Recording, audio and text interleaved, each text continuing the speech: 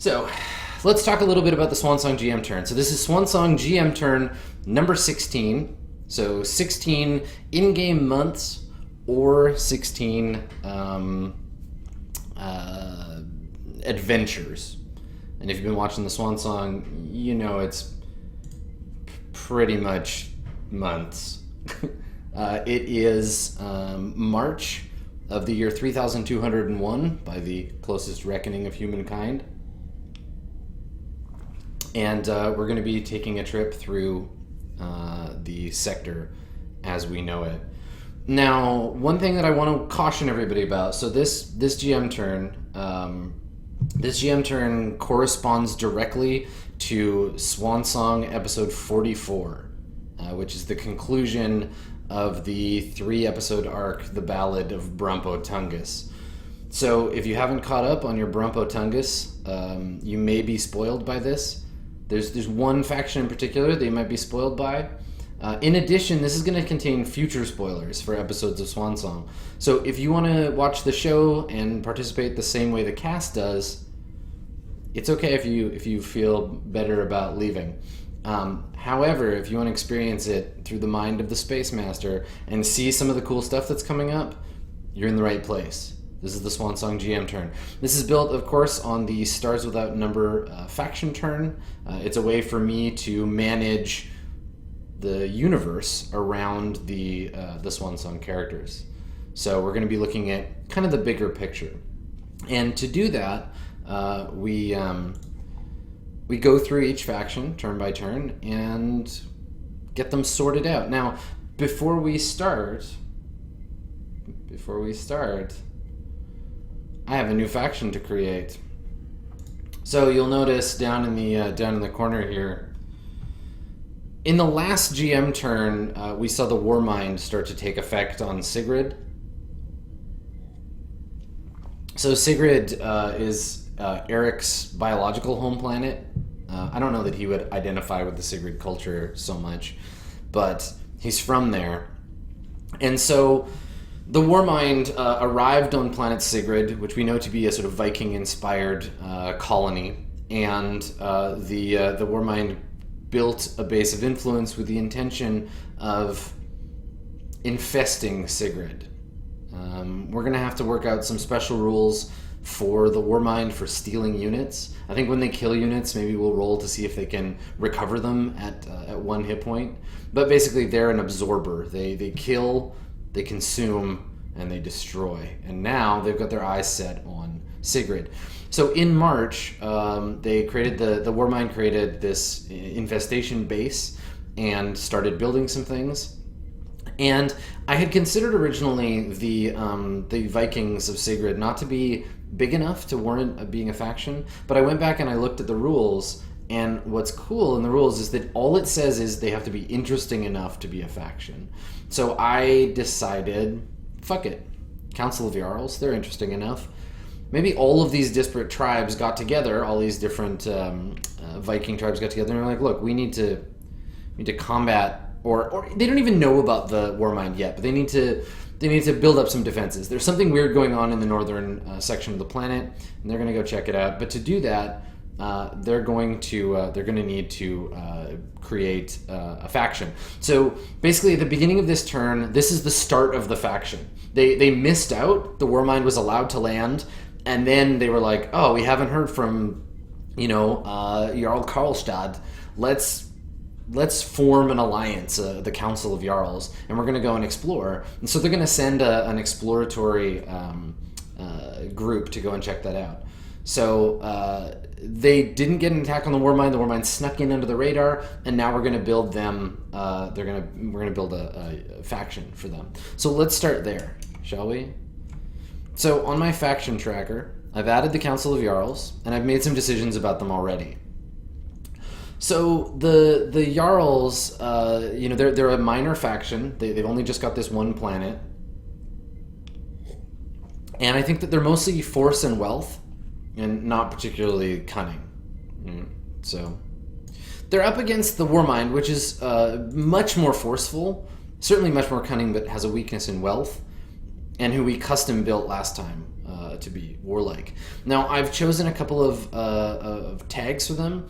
I think that Sigrid is like a sacred place for them. They're from, they consider themselves from here. No one else lives on Sigrid except the Hua. The Hua are the kind of like Yeti species that they get along with. They're these like 12-foot tall, hulking, furry creatures. I think we saw one of them in the background of a shot on Sigrid. Anyway, so they share the planet with the Hua. The Hua might be able to join them, but we'll see. We'll get onto that. They're deep-rooted. Now, deep-rooted is a tag. It's a faction tag that means they get an additional D10 when defending against any attack on their homeworld. So that's going to mean that they're gonna have a pretty decent time defending against the Warmind if they can get their shit together fast enough. I figure they're also probably not very cohesive. They have to like argue about stuff and try to decide how to how to fight. So they're going to be a little slow moving. So we're going to give them some time. So we set them up as a 4-2-3, which means they get 2 assets. They're going to get 1 force asset and 1 wealth asset. So they might stand a chance. The thing is, the Warmind is warlike, which means, if you remember from Unitsa Muerte, they add to their force, so it's going to be a lot of force battle. Let's jump over to the asset table, and we'll add them in. So we're going to select our Council of Jarls, and I need to pick 2 assets for them, 1 force and 1 wealth. So let's see what we got. They can have up to 4 in force, so I'll just kind of pick the best force asset I can get for them. Not a strike fleet. I think it's just going to be post-tech infantry. So this is just all the soldiers that the Jarls can bring together, all the warriors, the Huskarls of the planet. So yeah, I think we're going to assign them a post-tech infantry. So let's do that. Post-tech infantry. There we go. They've got their full hit points right now. This is going to be the line of defense. They also need a base of influence. Yeah, so I'll add 3 here. We'll do that last. Okay, so they're on Sigrid, which is an allow DC system. So we're gonna pop that down there. Okay. We're gonna go ahead and we're gonna add them in a wealth asset. So a wealth asset for these guys, something to do with their natural resources on the planet. Let's take a look. Viking Medical Center. That might be cool. I don't think they have labs or anything. I kind of like that. We don't have one yet. So the salvage and repair of damaged assets. That'll make them a little more tenacious. Let's do that. Let's take a medical center. I like that. Okay, so we're gonna put in medical center here. Warrior culture's got to be able to. Oh, you know what? They're only well 3. Ah, that's a shame. All right, well let's take a look at their well 3 here. So industry, a lab, or mercs. Okay, it's gonna have to be industry. It's not as exciting, but it can be something they'll build up towards. Okay, so we'll put that in there as industry. Something for the Warmind to scoop up later. And then the Council of Jarls needs a base of influence, which is special, and it starts at their full hit points because they're just by themselves. So Council of Jarls currently has 16 hit points. Okay, and Sigrid is a TL4 planet. So that's the kind of stuff they can have. Okay, so we have our Council of Jarls ready. They're ready to fight the Warmind. Now the Warmind has a capital fleet, so they could really just nuke them from space. But remember, the Warmind doesn't want to do that. The Warmind wants to infest. The Warmind's goal, I think, is... Well, actually, we have to pick a goal for the Warmind, because the Warmind doesn't have one. So we'll do that when we get to the Warmind's turn. All right, cool. Well, let's find out who goes first. We have 14 factions, and I'm going to go ahead and roll a d14, and we'll see who goes first. There it is. Okay. Number 5. Okay. So, faction number 5 is Unitsa Muerte. So, Unitsa Muerte, our poor beat-up Oninsans, they're going to wreck the planet, right? So they want to build up their economy. They have secret stuff that they're secret caches. They're going to try and make a deal with somebody bigger. I can't wait until Oninsa Muerte meets the Warmind. I think that they're going to try to call the Warmind to Oninsa to blow the whole planet up. I think it'd be fucking awesome. They're like a death cult now, right? So let me do this so I don't forget. Let's add everybody's faction credits. So 16, 12, 19, 10, 5, 20, 21, 22, minus 2, so 5, oh wait, 6, sorry, 20, holy shit, Cabral, 30, I should probably buy something. Highbeam is super expensive now too, so plus 5 to 41, 48 for Hovedan. Okay, so Warmind's got 6 now, and the jarls also have 6. All right, they're ready to roll. Okay, so we're gonna jump back now, and we're gonna start taking turns. So I think that Oninsa Muerte is going to stay hiding. I think they're going to activate their assets because they only have the one, right? So let's activate what they got. So they're going to activate assets, and they can activate all their assets depending on what they got. So let's see what Oninsa Muerte has. Yeah, harvesters. All right. So they can activate their harvesters, which means I have to roll. Yeah, Warmind doesn't have to maintain the capital fleet. It's not a thing. It's self-replicating. I don't want to have to reduce its points for that. So let me see. Yes, the Warmind is cheating. Okay, roll a d6. On a 4+, they get an extra fact cred. So let's see. Ah, good. All right. So I got an extra faction credit.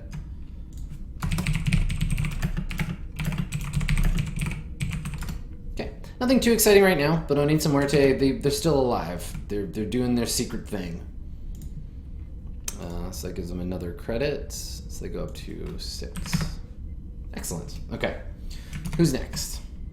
D14.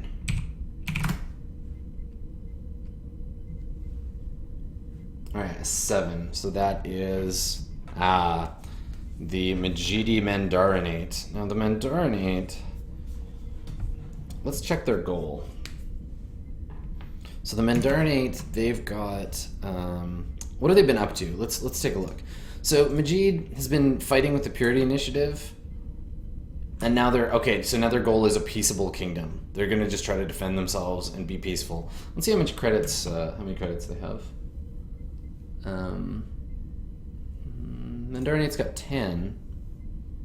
We could buy them something. We could buy them a wealth asset. Okay, so we're not gonna attack anybody, and we're gonna buy them. Yeah, we'll buy them a wealth asset with 10. So let's see what they got. They have a wealth of 4, I think. Yeah, wealth of 4. Okay. So let's see. 10 points. They could buy a shipping combine, buy some more mercenaries, buy a lab. I don't know. They're already on a TL4 world.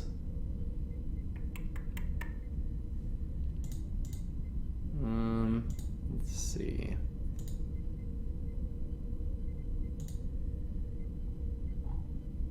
They've already got that monopoly.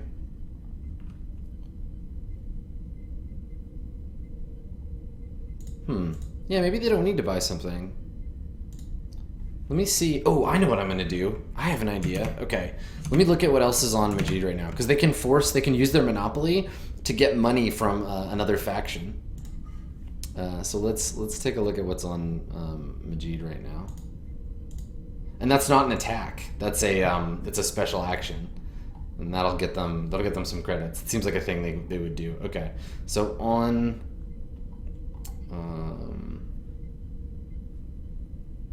Majid, here we go.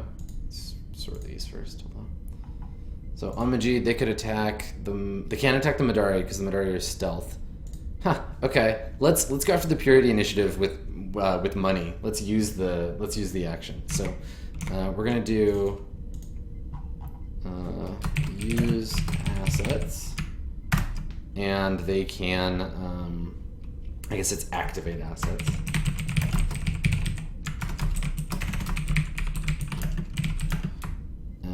Versus Purity. 1 credit. So they steal a credit from the Purity Initiative. So that means, let's see, Purity Initiative loses 1. It's not a big hit for them. And Majid goes up to 11. And let's see if they have any more they can activate.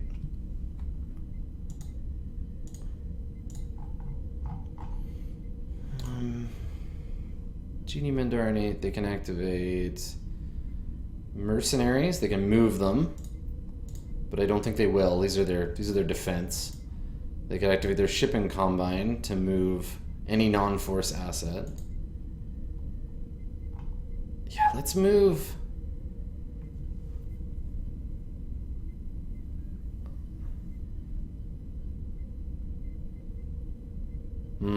Informers just fixes all the stealth on the planet.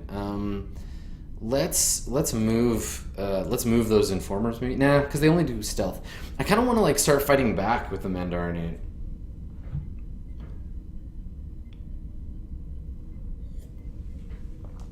I don't know. I'm not going to take an action just because. So they use their monopoly, and they're starting to squeeze the Purity Initiative a little bit. All right, so that's good. They're done. Let's see who's next. We've got 12 left. All right, Council of Jarls. Okay, so 1, 2, 3, 4, 5, 9, 10. Yep. Okay, Council of Jarls. So they council. They're not going to get an action this turn because they were just created. So I'm just going to leave them. I just wanted to make sure that we covered them. So a faction was created. Oh, and I also have to fix. Hold on, I need to fix the Majid, the goal, because they didn't. Yeah, no, they did their peaceful kingdom. Okay, that's fine. Okay, perfect. Cool. Who's next? Let's just roll again.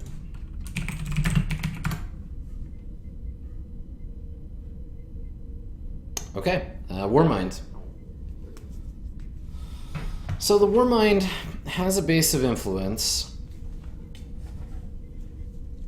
I guess my question is whether I want to keep the Warmind's weapons like floating around the planet. Also, they need a goal, so the Warmind needs a goal. Let's give the Warmind another new goal. So the Warmind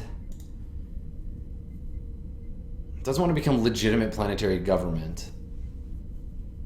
I think it wants to destroy force assets. I think military conquest. Yeah. Okay. So military conquest. Let's copy this. And we'll punch it into the old spreadsheet here. Okay. All right, Warmind. Man, so much military conquest right now. Check it out. There's so many. And we'll add a note. And they need to destroy 3 assets. So, or equal to. So just they need to destroy 6, and it's difficulty 3, so it'll give them some XP. So they have 0 of the 6 they need to destroy. All right, so now they need stuff. Now they need stuff to be able to destroy. So Warmind, let's buy you something. Oops.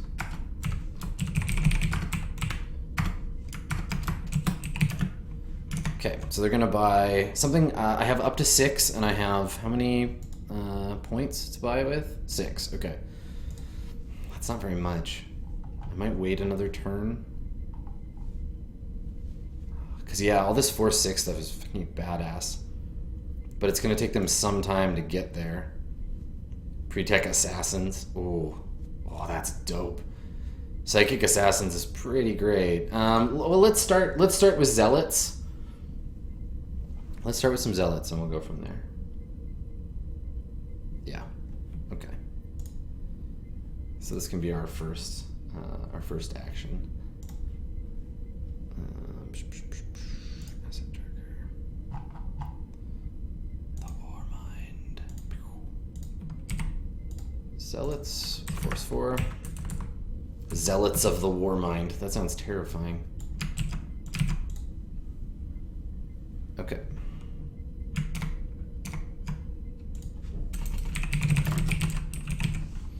So these zealots are going to represent the clan. Represents the clan that the Warmind crash landed on and absorbed, I think. Intaro Warmind.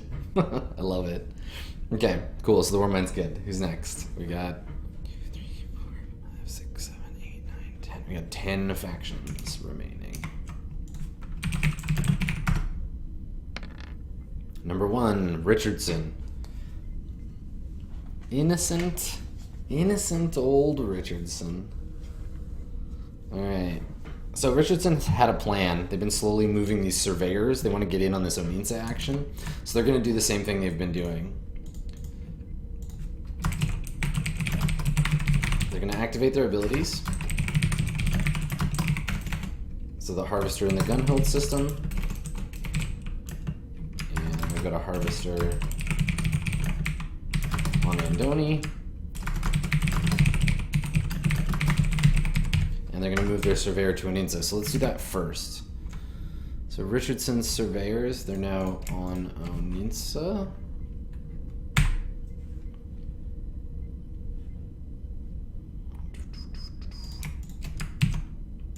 There we go. All right, so they're there. Their goal, remember, is to expand their influence. They want to buy a building on, they want to buy a base of influence on Oninsa, which is why they're saving up all this money.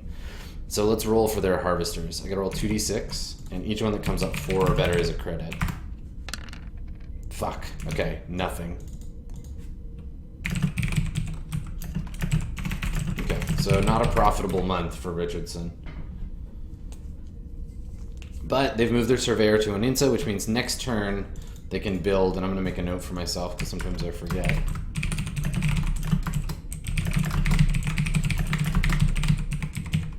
Okay. There we go. Oh, and yeah, I also have to, the Warmind must pay for its things. Okay. Okay, good.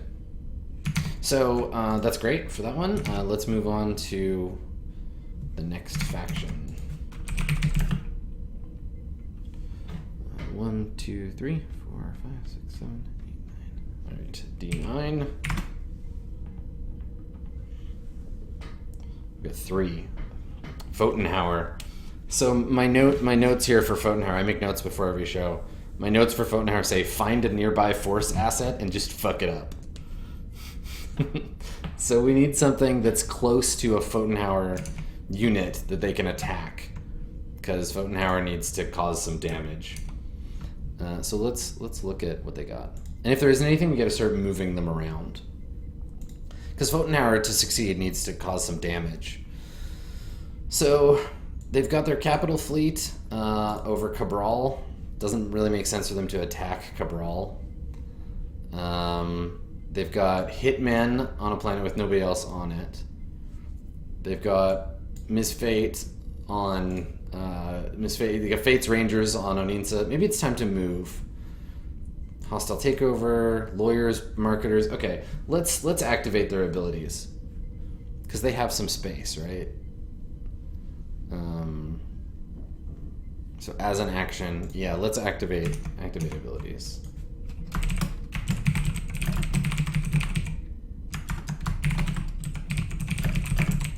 So they're mustering. They're going to perform a muster action. So let's see. The capital fleet can move up to 3 hexes away from Cabral. So it's at 602. Let's take a look at what we got around here. So capital fleet, Cabral, Protagoras. What's there? Fucking nothing. Oh, this is Howard's homeworld. Nope. Anaximander is pretty close. Bakhtiar, 704. Oh, 1, 2, 3. 704 is where Asa is. Ooh, yeah, we're gonna move the capital fleet.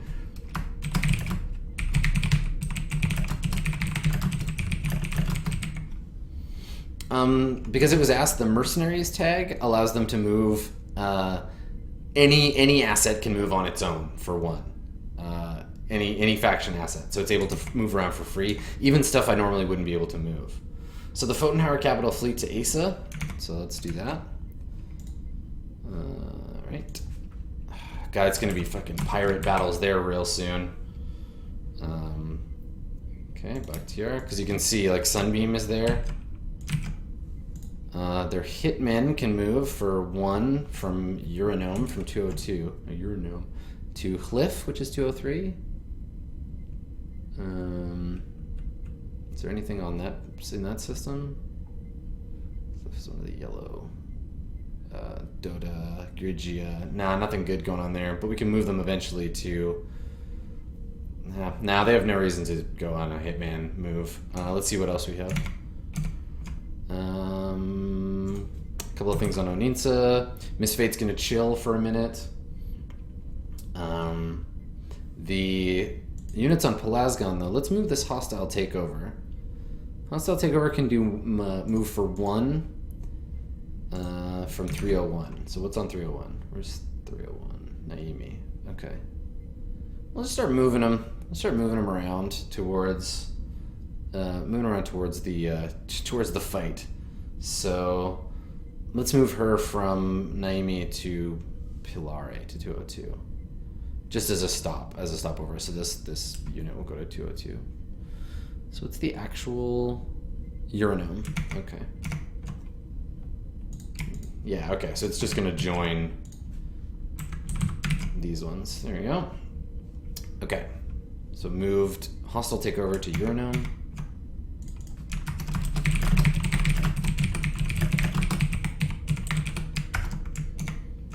Okay. Let's see. Do I want to move anything else? Oh, Space Marines. Yeah, let's move the Space Marines too. Fuck it. Let's move them to Uranome as well. So we'll just start building up on this planet, and then they can all move together on the next turn. And the Space Marines can move, yeah, 1 as an action. Okay, so same thing. Move.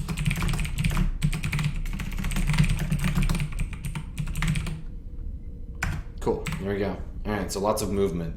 Pfotenhauer on the move. Great. Okay, so let's roll again.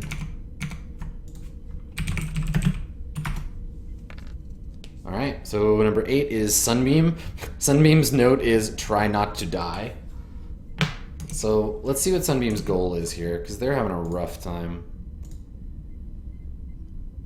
Sunbeam Omnistellar, they have Peaceable Kingdom, so they just don't attack anybody. So let's see, they can build Starship on any world with 10,000 people, and they have 16 creds. Maybe it's time to buy something. They're 7 wealth or 5 force. Thorkatla's getting pretty hammered, and so is Asa. Like, check this out. So Asa has pirates like crazy, but nothing really aggressive. They have blockade runners and covert shipping. So they're doing okay on Asa in terms of like what's going to attack them. Thorkatla, they got chased there, if you remember, and Thorkatla is not doing so great. Because they have, if you check it out, Thorkatla's got a commodities broker and a base of influence, and then the Highbeam capital fleet. So pretty dangerous. Let's build them something on Thorkatla to maybe back that up. Oh, it's tough though, because the capital fleet will just nuke them again. They really need help, which is why they're gonna pay the Pfotenhauer to come help them. I'm gonna make a quick note about that. So Sunbeam and Pfotenhauer are gonna make a deal. Pair with Sunbeam. Okay. Yeah, Highbeam is attacking Sunbeam. Sunbeam needs help. Sunbeam is going to buy an asset though. Let's see, what can I buy with wealth like up to 7? Ah, transit webs. Hostile takeover. Actually, you know what? I should, just as a total unrelated aside, I should give hostile takeover to the Warmind. That's how we're going to represent that.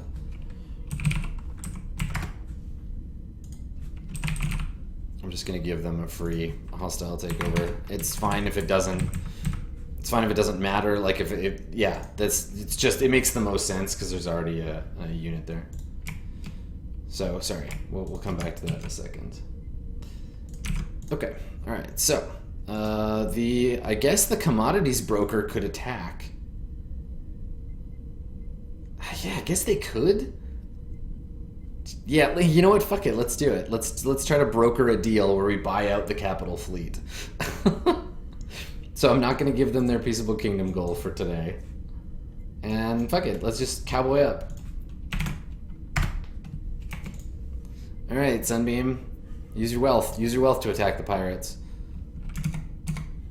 So let's see here. Where is Sunbeam? Attack.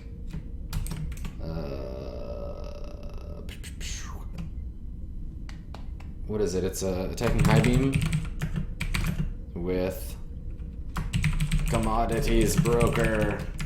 I have no idea how this is gonna work. They're gonna pay him to fuck off. So let's see if it works. It's gonna be a yeah, they should only have 10. There we go.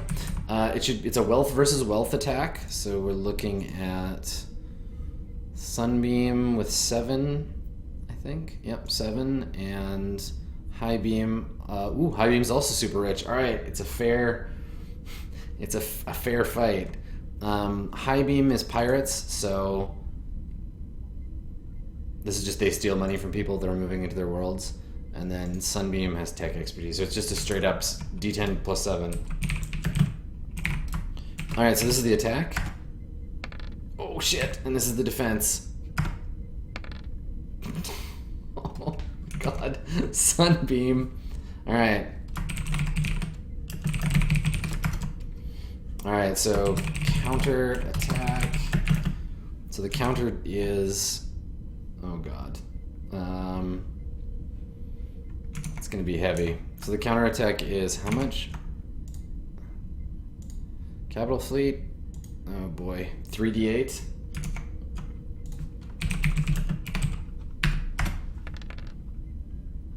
Hooey, 11 damage. Okay.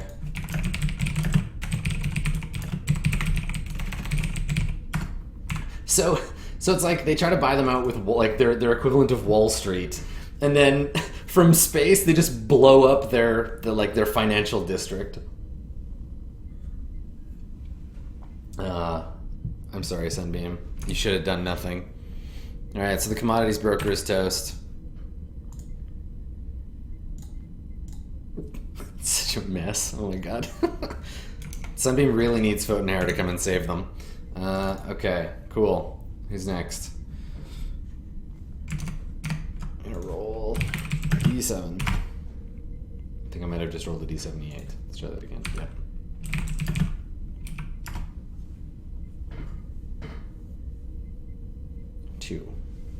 Purity initiative. Okay. So the purity initiative is after the Majidi Mandarinate. They see these Mandarinates as a big, obvious public target that they can go after. So that's what we're gonna do. All right. So purity initiative.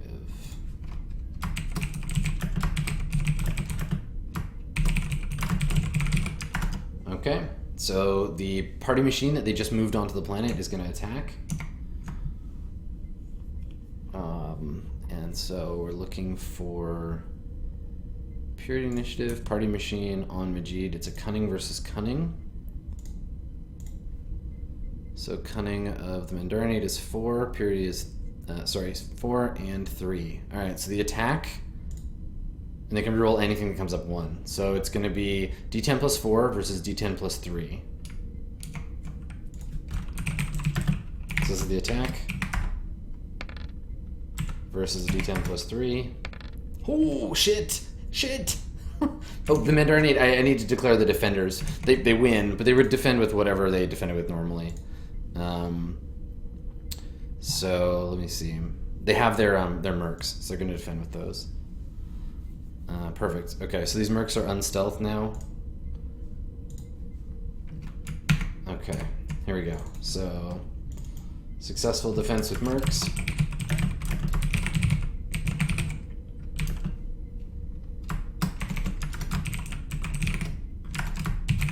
A lot of counterattacking. So the counterattack on the mercenaries is just a d6. 4 damage. So 4 damage to the party machine. So they respond to a political attack with guns. Makes sense. The Mandarin, it's like, no, you can't come in here and try to. They bust up political meetings. They kill politicians.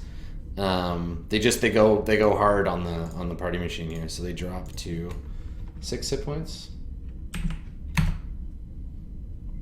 And there we go. Okay. Wow, it's intense. All right, d6.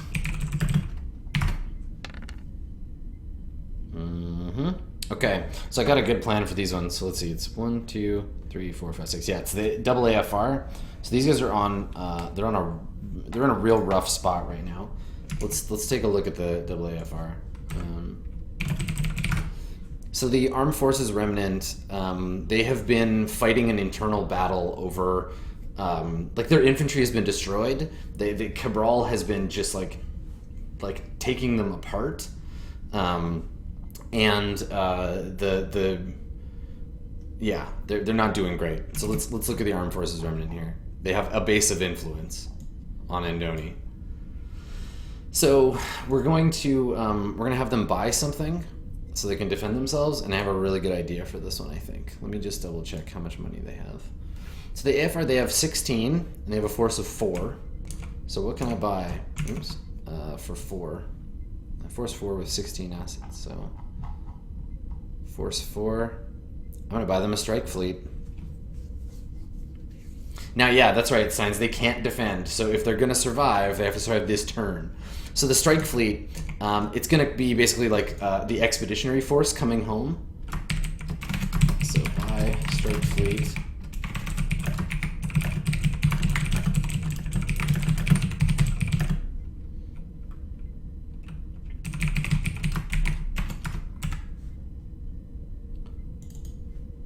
So like while Andoni was getting blown up, it's a journey. It's a group of ships that are returning home, having been called there. But remember, space travel takes a long time, so there's going to be a strike fleet that returns. I'll write a little story about it in the faction fiction. Okay, so strike fleet for you, double AFR. Maybe that can protect you against the French.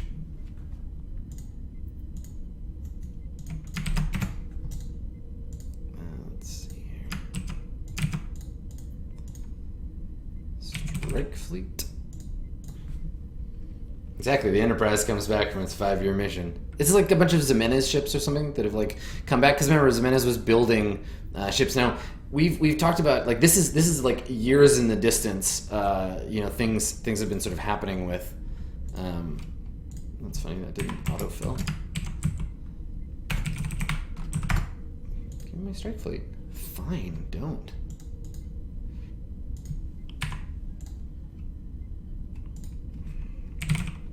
Sometimes the spreadsheet has a mind of its own. Here we go. Sorry, row 91. You're toast. I broke you. Okay. And these are going to finally come home to Andoni. Alright. Perfect. Okay, now let's see if it lasts. Now they can't defend, so they're just going to get attacked again. On their turn. Let's roll a die to see who's next. So I've got 5 left. 2, 3, 4.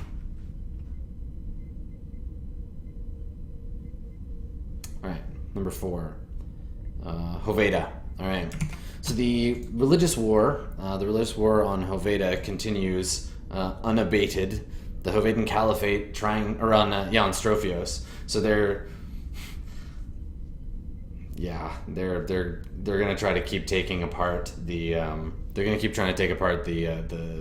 situation here. They destroyed the blockade.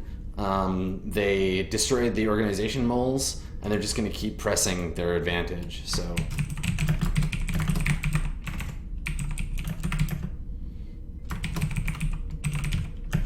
let's see what they have on Hoveda, the Hovedans rather. So on Strophios, org moles and popular movement. Yep, so one each.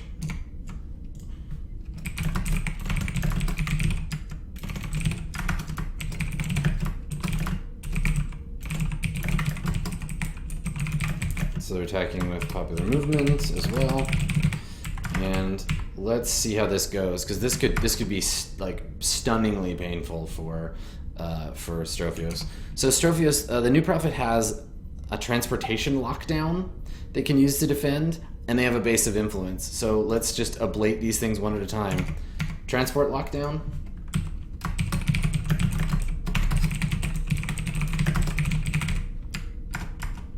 And then we'll see, did it succeed? So it's these giant bastards, cunning versus cunning on both these attacks.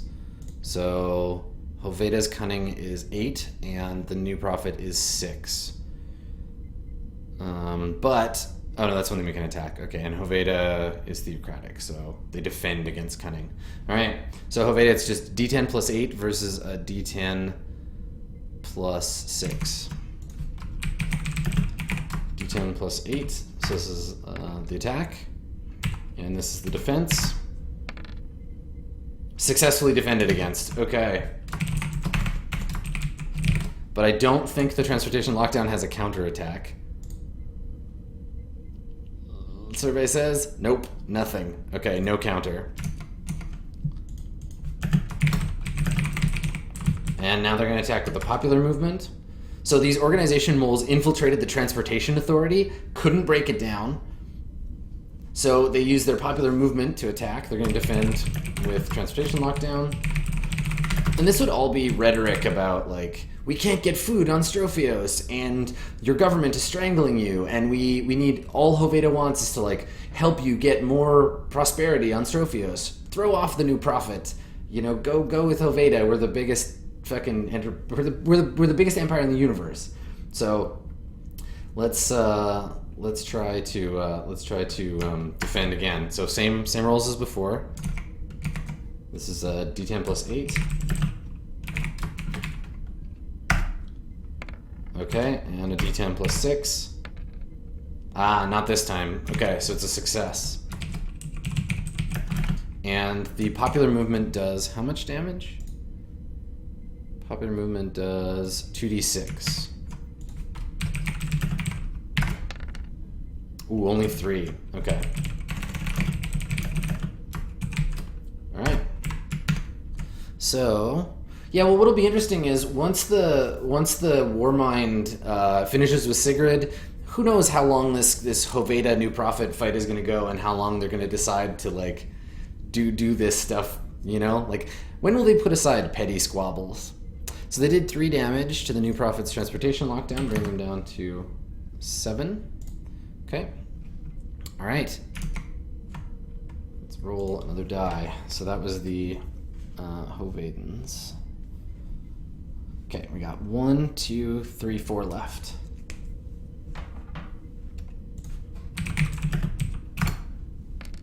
So we're looking at the Republic. La Grande République du Cabral. So the Grand Republic, they're going to try to finish what they started. So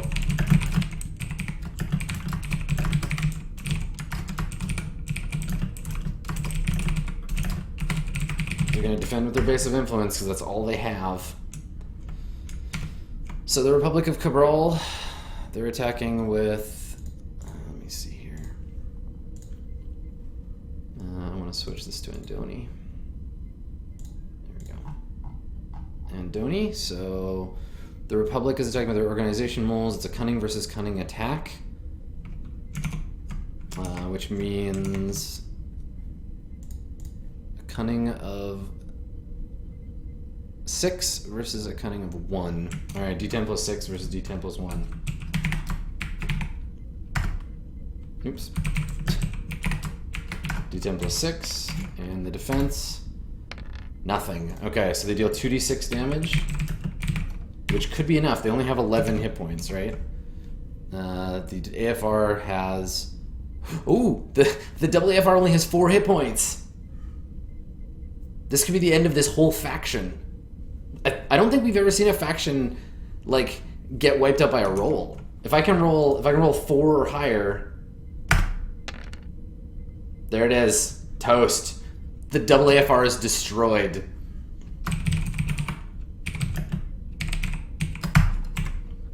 Oh shit. Alright. So the Andonian Armed Forces Remnant is wiped off the map. Meaning that they lose... Let's see what happens when a faction gets destroyed. I think they lose their... I think that they lose their assets. Expand influence. Let's see here.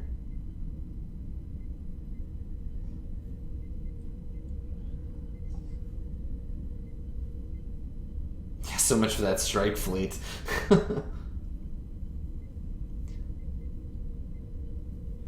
Yeah, I think that's what we're gonna do. I'm gonna just split up the fleet, and so they show. Oh my god, can you imagine how much that would suck? Like you get home and your planet is a destroyed ruin.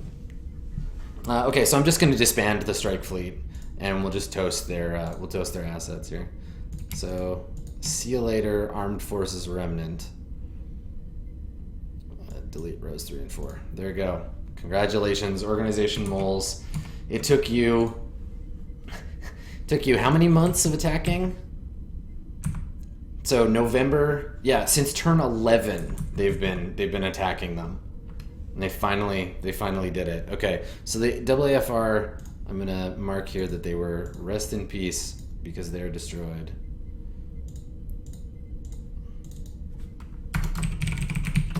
Oops.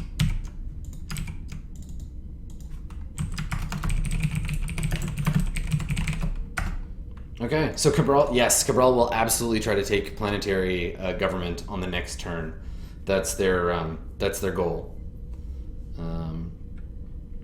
So yeah, this is the thing to answer the question. So the base of influence had more hit points, but the faction had already taken damage and not healed it. So when the base took 4 damage, it went straight to the faction, and the faction was wiped out. So they're toast. Sorry, AAFR, you are gone. Cool. All right. So 1, 2. We got 3 factions left. Now remember, this changes. This will dramatically change things. Oh yeah, the royal family got wiped out. That's a good point. This is going to dramatically change things for the universe because now a group of religious, I don't want to say cultists, but a religion that worships artificial intelligences, they've just taken the Holy Land. This is where their savior was born. This is the birthplace of the Warmind and of Pi, and this is the planet where it's the ancient Chandalian colony where the AI originated. So now Cabral has control of it. And when Cabral has control of a thing, you know who else has control of a thing? Pretty fucking cool. The artificial intelligence empire might be building. And keep in mind, too, when we talk about AI spread out throughout the universe, the Hovedan Caliphate's Panopticon matrix is another one of the those AI. It's part of the Pantheon. So cool happenings. All right, so let's roll and see who's next. Here we go. We got D3. 1. So the new prophet. Okay, so the new prophet's got some deals to work out here. So they've been attacking Hovedan at home. Do they have any assets to attack with now? They have the demagogue, I guess. So the new prophet, here we go. The new prophet can make some attacks, or the new prophet could back up and not do that. The new prophet could also build some stuff, try to get the demagogue off the planet. The New Prophet's still got some stuff going on Hoveda, right? Like covert shipping and a base of influence. So maybe it's time to take some action at home. I think it might be. Let's see how much money the New Prophet has. So New Prophet, you've got 19. They could buy something. They could buy up to a 6 cunning asset on Hoveda. It's actually not a bad idea. Let's see what they got here.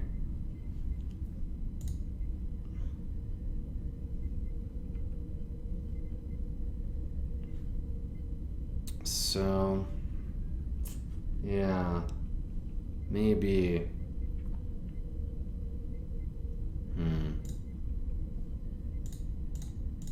Gosh, or maybe they just heal. Like they're pretty beat up. They're gonna lose Strophios. Yeah, tricky to know what to do with the Prophet. They're having a rough time. Because I don't want to. If I give them a chance, if I give them a chance to just keep fighting on Strophios, they'll lose. Like they can't win on Strophios as it is. But if they attack, if they build something on Hoveda and they attack at home, it might draw attention to back home to Hoveda. Yeah, let's buy something on Hoveda. Let's complicate this war. So the asset tracker, or I can buy up to 6 with 19 credits, up to 6 cunning with 19 credits. So let's see what we got. A new demagogue. Yeah, they'll always lose against Hoveda. It's not a fair fight, but bolt holes. Oh yeah, let's buy one of these. It's a logistics facility that'll protect the demagogue. Awesome, I'm doing it. I'm buying a bolt hole. So it costs 12. That makes so much sense. Okay, so this is the New Prophet. Bolt holes, and we're buying it on. We're gonna buy it on Strophios. Oh, that makes so much more sense. Okay, cool. You can't kill me. I'm going underground. All right, so that costs 12. So let's take the 12 away. 7 now. And that'll protect the demagogue. That'll protect the New Prophet. So wicked. Make a note of that in my turn here. So the New Prophet.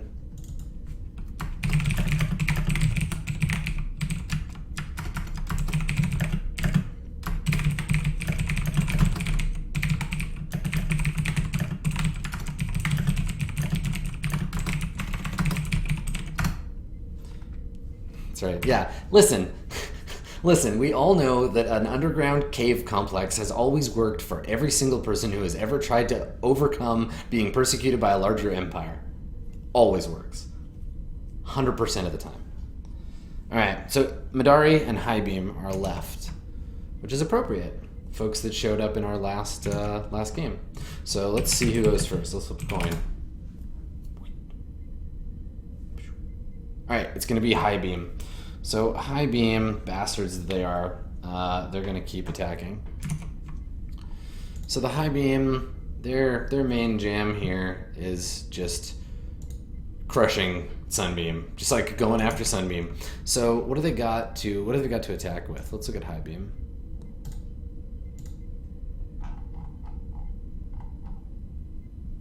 Okay, so they can attack with Space Marines, but the Space Marines are in Giragia, so that's no big deal. They can attack with Hostile Takeover, but the Takeover's on Pelasgon. And they can attack with Psychic Assassins, but also on Pelasgon. So I guess it's going to be the fleet. It's going to be the fleet attacking on Thorkatla. So let's do that.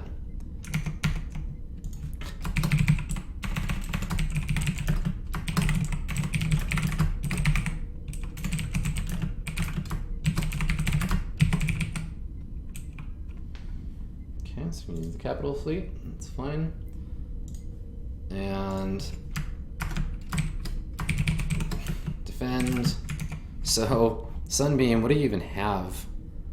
Sunbeam can defend on Thorkatla with their base of influence. Shit. This is Salt. Salt, like, the president is being killed, is being assassinated. And these pirates are bastards. Okay. So we're looking at a Force v Force high beam attack. So 8 versus 5. Okay. D10 plus 8, here's the attack. D10, oh my god. Mother of God, it's a massacre. It's a goddamn massacre. Assassination by strike fleet. And this means Sunbeam's gonna take faction damage, and we're looking at how much damage here? Christ, like a lot. Capital fleets are OP. Wait until we have a 3-player capital fleet battle between the Warmind and Pfotenhauer and the pirates. They've got 15 health total available, and Highbeam is dealing 3d10 plus 4. Mother of God. 19 damage. Okay. So that's all of the damage they can take.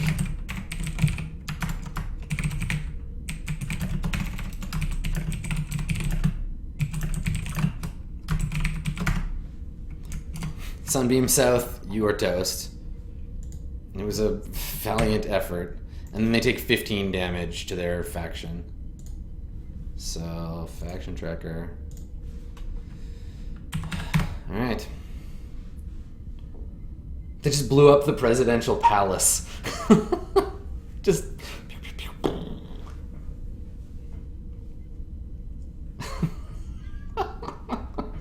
It's like in Independence Day.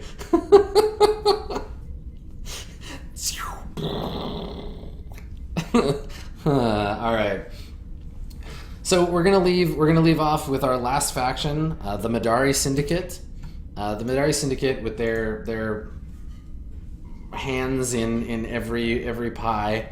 They not that pie, almost every pie. They're gonna get to infiltrate Strophios. So they've got smugglers. So they're gonna activate abilities, and we're gonna move some shit around. So they're gonna activate their Vanayan post-tech. They're gonna make drugs.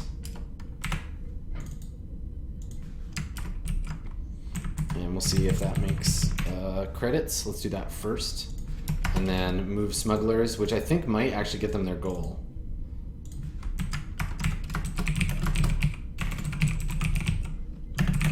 Alright, so let's take a look. We're gonna look at the map. So smugglers can move, what, 1, I think, on their own? Let's see. Look at all these stealthy stealthers. So smugglers on Asa, and they can move up to 2 hexes away. So if we look at the map, Asa is here, and they want to get to Strophios. So they've got a ways to go. 1, 2. So move it to 505. Okay. So the smugglers are in space. Okay, so that moves them to sector 505. Oh yeah, that's a good point. I gotta adjust something sitting here. Faction tracker, yes. Sunbeam is no longer in charge of Thorkatla, so I can nuke this whole row. Here we go. Okay. And move their smugglers, and let's see if this post-tech industry works. So the post-tech industry will give them right, a d6, and then we check it. Okay, so 3. So I think that's one credit. Yeah, 1 credit. Perfect. All right. Let's go give them their 1 credit here that they have earned. Faction tracker, Midori Syndicate, up to 21. Awesome. So remember, their goal is inside enemy territory. So basically what they want to do is just build up a bunch of money and get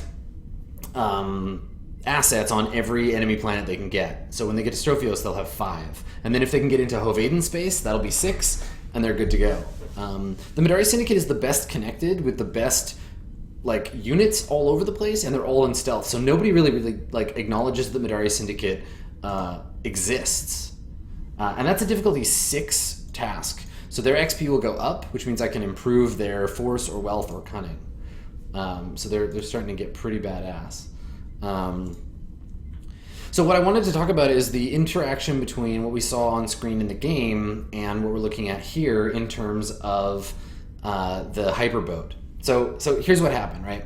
Highbeam had the hyperboat constructed so they could win races on Asa because they want to get their hands in that money there.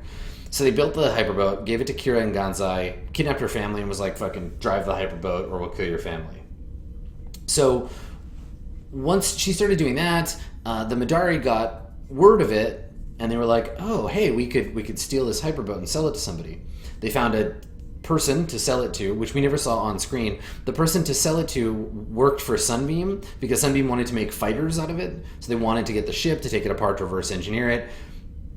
So Sunbeam paid the Midori Syndicate, who paid the Swan Song, who gave all their money to Sunbeam. So there's a nice clean rotation there with no open ends. It just like went through its jam and that was it. So I don't have to worry about messing with faction stuff in that regard. Now I could have if it had been a bigger deal, like if they had stolen something bigger. I'm gonna go ahead and spoil something for you. Okay, you ready? If you don't want spoilers for like this week's episode, it'll just be a side scene. We'll see how it goes. I didn't want to add it as the faction turn until after it happened. But here's what's going to happen with those crystals. So the crystals that these like it's a nuke. It's enough crystals to cause like pretty massive planetary damage. Not like Warmind level damage, but significant damage. Now those crystals, Eric is, God love him, he's an idiot. Eric gave them to Rajani. Now Rajani was like, "Oh no, I deal in drugs. Right? I don't deal in weapons." She's lying. She's straight up lying. There's a militant faction of the Midori she's going to give those crystals to, and they're going to find a planet to hold hostage. They're going to it's going to be. I'm going to have to come up with some kind of like intense space nuke asset that if you use it just causes an insane amount of damage and then destroys itself. It's a psychic bomb, and now the Midori Syndicate has control of it.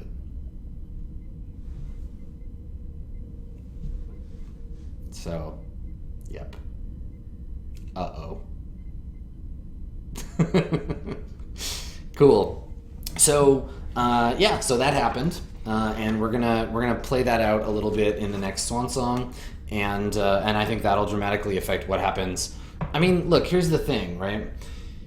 Here's the thing about inside enemy territory, is that once it's there, they can transport stuff around, they have this stealth bomb, and they can basically just be like, hey, what's up, Hovedan? So you know your royal palace?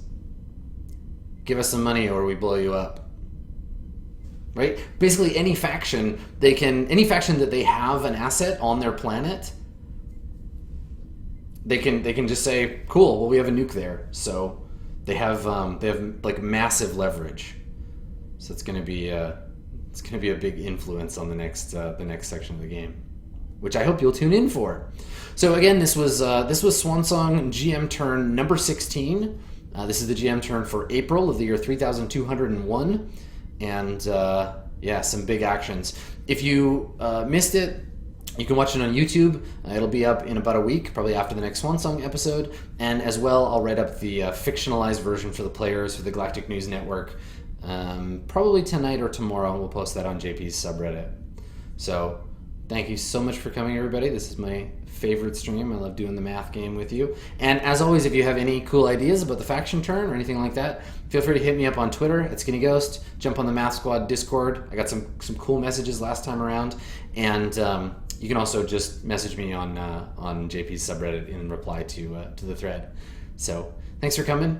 And I will see you again with more space action real soon. Have a good one, everybody.